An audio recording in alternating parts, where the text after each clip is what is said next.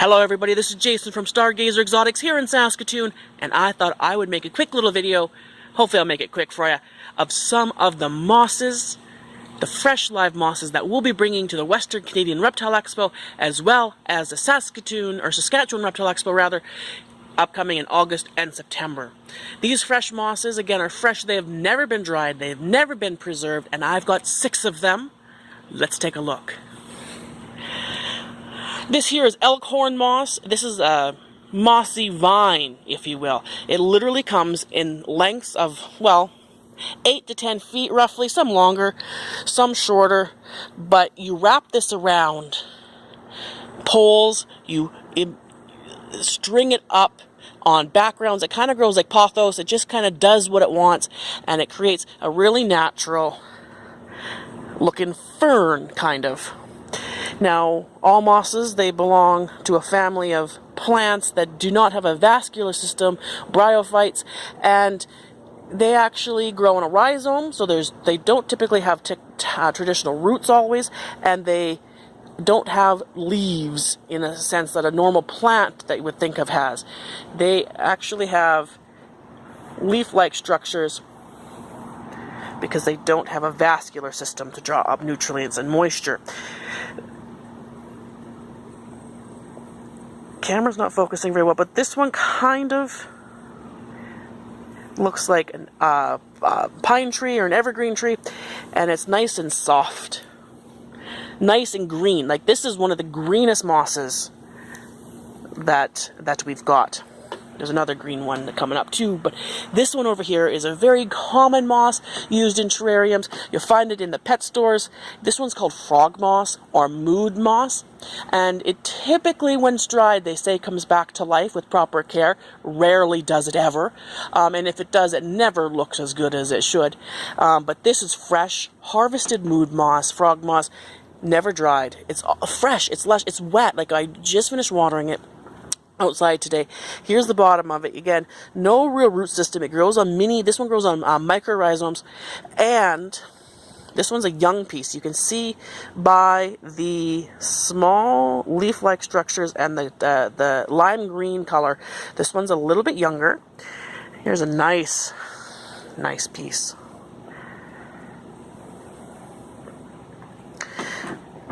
This is a little bit older. You can see the leaf structures are getting a little larger now. This one should start to spore out. I don't see any spores on it yet. If I see some spores, I will point them out. Well, here's some spores. These little brown tendrils coming out here, these are spore pods, and that's how moss grows and reproduces.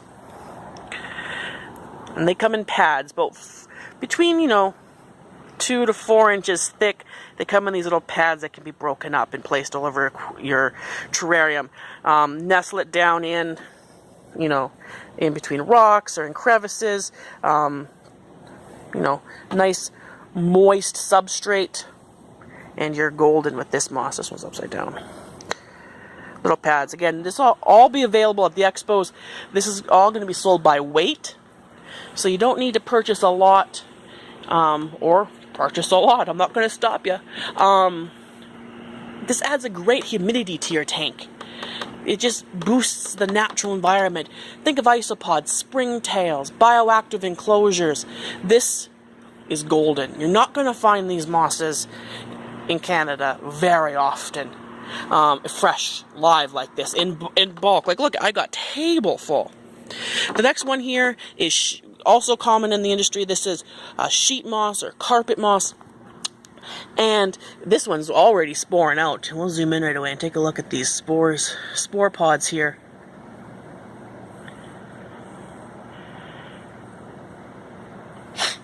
And again, this is sheet moss. It comes in beautiful olives. It kind of comes in a mottled green color, and olives and lighter greens, Kelly green a little bit, and browns and yellows, mostly olives.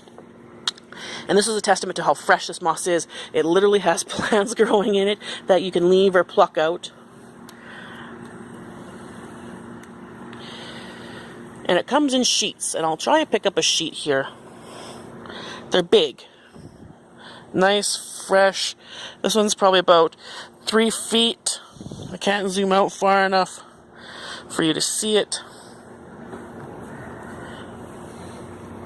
Fresh moss. And again, you can break it up in little pieces. This one does well on backgrounds or on the ground. And I've seen it tied to trees, branches, in your enclosure, tied to cork. The rhizome will find its way within those systems. Really does really well on cork. This one does really, really well on cork because of the rough texture of all the ridges. Those rhizomes can really root themselves, in a manner of speaking, right into that cork. We'll have a whole selection of cork and natural branches for you to choose from at the expo too. Probably the largest selection of natural decor you'll find at the expos. This one here is tree moss. Again, this one grows obviously in trees, and it's harvested from trees. This is the moss that you find in a whole branch covered in moss. It's probably going to be this one. If you see a tree that looks like solid moss, it's going to be tree moss. And let's turn it over, fluff it up here, and you can see how it was harvested off of the tree. Here's a crevice where you can see where the branch kind of went through this big long piece of moss, and it would normally, the branch would lay in here, and it would literally wrap around the branch, close it up, and you would have a nice tree branch covered in this nice beautiful tree moss. And if I zoom in somehow, maybe if this camera does not focus at all, people, I am so sorry, but you can see that again it's got that olive green color, some fresh greens, Cali greens. Oh, there's where a branch laid in another chunk here. Beautiful mosses. Next one is the brightest green, the second brightest green that we've got, I think. This one here is feather moss. I got some of it upside down in here, but you can see the vibrant color of this moss. Like, it's green. Let's compare it to sheet moss here. See the browns and the olives, pale compared to feather moss. Oh, there, it's actually focusing in. And while we're focused in, if we can, we'll take a look at why it's called feather moss. It literally looks like feathers. Every little leaf-like structure. And this comes in sheets too.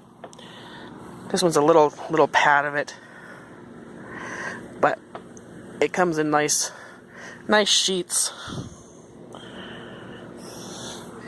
There's a little plant growing there. Oh, this one's starting to spore out too. You can kind of see the spore pods coming up.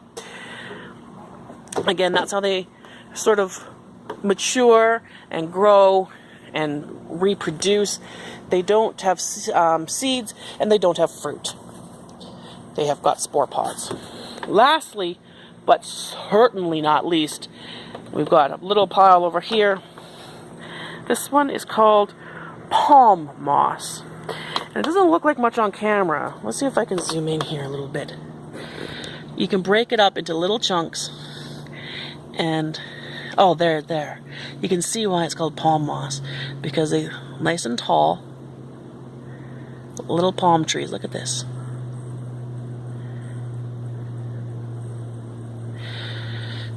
And it comes kind of like a mat or a pad, really thick, but it breaks up. So you break it up in little pieces. It doesn't hold its shape very well. The rhizomes aren't as well netted together underneath.